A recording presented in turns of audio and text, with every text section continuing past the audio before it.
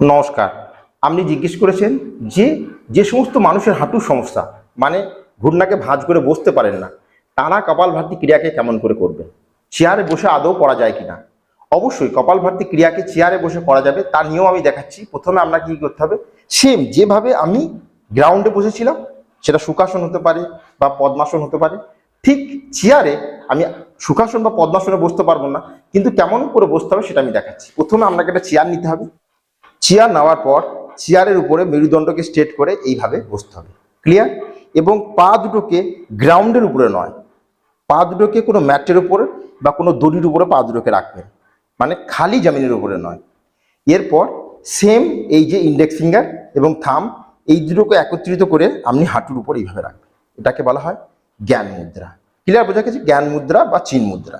এরপর যেমন করে আমি গ্রাউন্ডে বসে সুখাসন বা পদ্মাসনে কপালভাতি ক্রিয়াকে করছিলাম, ঠিক একইভাবে সেম প্রসিজারে আমি চেয়ারে বসে কপালভাতি ক্রিয়াকে শুরু করব।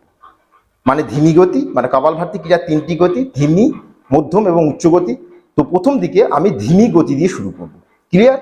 চিন মুদ্রায় বসে মেরুদণ্ডকে স্ট্রেট রেখে বাকি প্রসিজার কিন্তু সেম, মানে বাকি যে পদ্ধতি, যে গর্দান হিলাবো না বা এইভাবে ফোর্সফুলি শ্বাসকে ছাড়বো না, ধীরে ধীরে পেটটাকে ভেতরের দিকে স্ট্রোক এবং শ্বাসটাকে সম্পূর্ণভাবে একই সাথে ছাড়বো। এটা হলো কপালভাতি ক্রিয়ার নিয়ম। তো দেখা যাক, এই হলো জ্ঞান মুদ্রা বা চিন মুদ্রা এবং প্রত্যেক সেকেন্ডে একটা করে স্ট্রোক।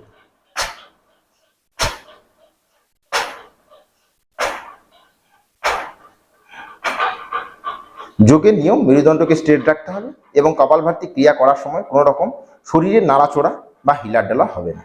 শ্বাসকে এইভাবে নেবো না, শ্বাসকে ছাড়বো। শ্বাসকে ছাড়া আর পেটকে ভেতরের দিকে ধাক্কা দেওয়া, এটা একই সাথে ঘটবে।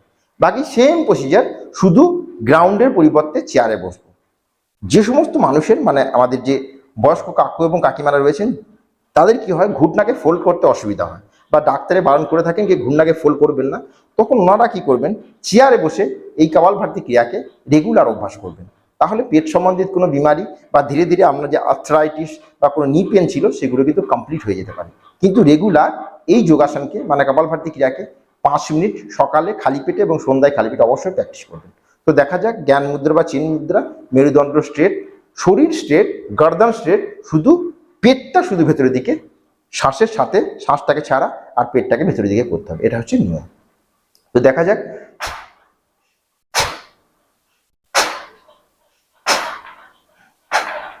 রেগুলার প্র্যাকটিস করতে হবে, শরীরের প্রতি যত্ন নিতে হবে। Thank you, take care, good bye এবং স্টে হেলদি। নমস্কার, থ্যাংক ইউ।